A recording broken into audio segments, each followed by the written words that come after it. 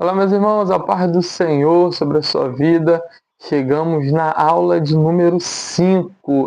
Já está terminando a semana do perdão. Amanhã teremos a última aula, mas hoje, conforme havíamos combinado, nós estaremos falando sobre quando a reconciliação é possível.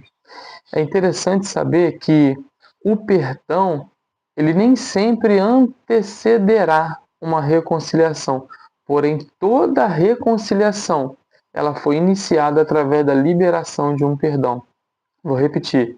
Nem sempre o perdão ele vai anteceder a reconciliação de um relacionamento. Porém, todo relacionamento que um dia foi reconciliado, restaurado, ele iniciou com uma liberação de perdão. Porque a reconciliação, ela transmite uma ideia de restaurar aquele relacionamento que por algum motivo ele foi rompido. Então, na Bíblia, nós vamos ver que a primícia, o modelo de reconciliação foi nós, através de Cristo Jesus. Porque olha o que Paulo diz na segunda carta aos Coríntios, no capítulo 5, no versículo 18. Ora, tudo isso provém de Deus, que nos reconciliou consigo mesmo, por meio de Cristo, e nos deu o ministério da reconciliação. Então, por intermédio de Cristo, Deus nos reconciliou com Ele, porque nós estávamos numa condição de inimigos de Deus. Porém, na cruz, Ele nos reconciliou. Porém, essa reconciliação, ela depende de uma reação nossa. Cristo já fez a sua parte.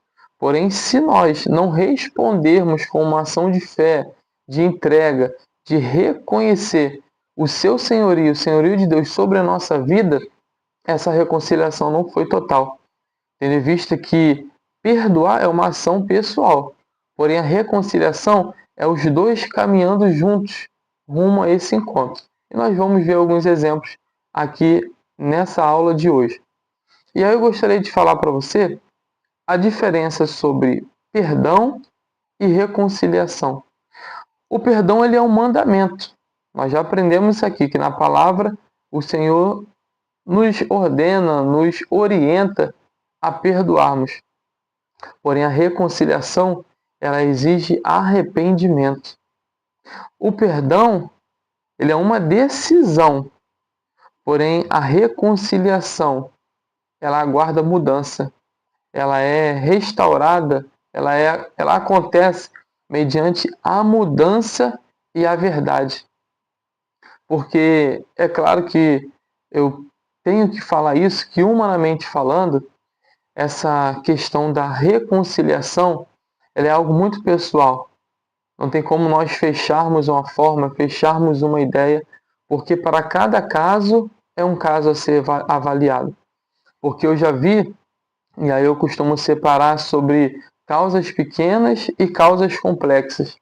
Eu já vi em causas pequenas, posso te dar um exemplo, um pequeno atrito entre amigos que pararam de se falar, e aí depois houve aquela reconciliação, arrependimento de ambas as partes, e aquele relacionamento voltou. Porém, também já vi casos dessa mesma questão, de algum atrito entre amigos, por uma situação que houve, onde até houve liberação de perdão, porém não houve essa restauração, essa reconciliação. E digo de uma causa pequena, como tantas que também existem. Porém, existem causas complexas sobre abuso sexual, violência, onde eu já presenciei e já ouvi relatos onde houve até a liberação do perdão, porém não se houve reconciliação. Não era possível, porque como eu disse, o perdão fala sobre nós, independente do outro. É sobre a gente buscar cura para a nossa alma. Porém, a reconciliação, como eu disse, é a construção de uma ponte. E essa ponte precisa que ambos estejam empenhados nessa construção. E nem sempre a outra pessoa ela está desejosa a realizar isso. Então, eu costumo ver a reconciliação como algo muito pessoal, onde se é avaliado caso a caso. Porém, o perdão não. O perdão é um mandamento ao qual precisa ser cumprido para o nosso próprio bem, para a nossa reconciliação, para a nossa intimidade com o Senhor, para não emperrar a nossa salvação, dentre tantos outros assuntos que nós já falamos sobre o preço de não perdoar, na aula em que nós falamos sobre isso. E dando continuidade, a reconciliação ela é um caminho que acontece quando os dois envolvidos, as duas pessoas, ou as duas famílias, os dois que está ali naquele caso envolto. É um caminho que acontece quando os dois estão dispostos a caminhar em direção um ao outro. E quando eu falo isso, eu digo sobre arrependimento, sobre confissão em verdade e sobre restauração da confiança novamente. Para construir uma ponte, não basta que somente um leve todo o material. Esse é um trabalho em conjunto. Então a reconciliação é quando os dois andam um de frente para o outro. Eu quero dizer quando um confessa o erro ao outro. Os dois estão em arrependimento, os dois estão desejosos em mudar aquele cenário da situação que houve, que veio romper aquela relação. Então, reconciliação fala sobre isso. Paulo, escrevendo também aos Romanos, no capítulo 12, versículo 18, ele nos traz um relato muito interessante. Ele diz assim, ó, se possível, quanto depender de vós, tende paz com todos os homens. Olha que coisa interessante nesse versículo, que ele começa dizendo duas palavrinhas, se possível. O que Paulo está querendo dizer é que nem sempre a reconciliação será possível. Porém, ele dá continuidade a esse versículo. Ele diz, quanto depender de vós. Isso aqui ele está dando um recado para nós cristãos que entendemos sobre a paz de Cristo, sobre a importância do perdão. Quanto depender de vós, tende paz com todos. O que ele está falando é, o que depender de você, faça a sua parte. Ainda que nem seja possível sempre, mas o que depender de você, faça a sua parte. Ele diz, tende paz com todos os homens. Ele está dizendo, ó, sem exceção. Tende paz com todos. Talvez não vai ter o relacionamento, mas tende paz.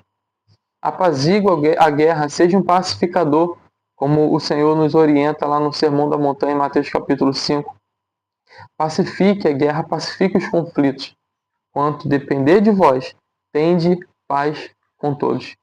Hebreus, o escritor aos Hebreus também vai dizer que seguir a paz com todos e a santificação, sem a qual ninguém verá o Senhor.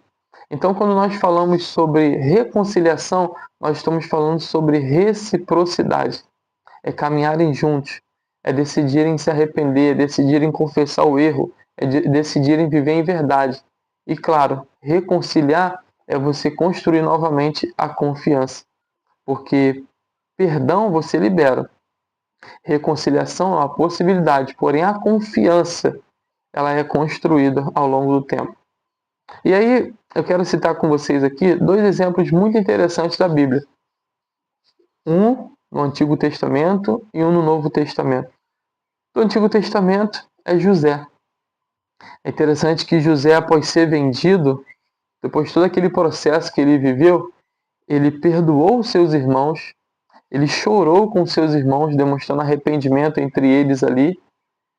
Ele restaurou o relacionamento com seus irmãos e veio, né, para poder cumprir o sonho dele, sustentou a sua família. Ele trouxe a sua família para junto dele, pediu que seus irmãos trouxessem seu pai e viesse para junto dele, e ele passou a sustentar a sua família. Então aqui a gente vê todo o conjunto de uma restauração. Mas Tiago, por que isso aconteceu? Porque foi notório o arrependimento da parte dos seus irmãos. Repare que os seus irmãos caminharam junto a José, com tom de arrependimento, com mudança de comportamento. Então ali a gente pôde ver uma restauração em meio a um propósito que o Senhor tinha.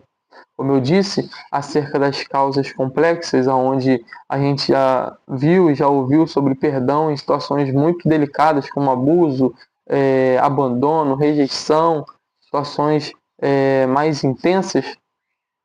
Porém, também eu já vi muito propósito de Deus sendo revelado através disso. Pessoas que hoje, mediante a dor que sofreu, e após serem curadas, vê aquele processo ser fechado, aquele ciclo ser fechado. hoje são agentes de transformação, assim como José. Hoje José é um exemplo para nós. Tudo aquilo que ele viveu, na verdade a gente vê o propósito sendo revelado lá no início, a gente vê que José, ele não levou as coisas para o pessoal, mas ele decidiu olhar para o propósito que o Senhor tinha, mesmo sendo vendido, mesmo sendo caluniado, mesmo sendo esquecido, e tantas outras coisas que ele sofreu, abandonado, rejeitado.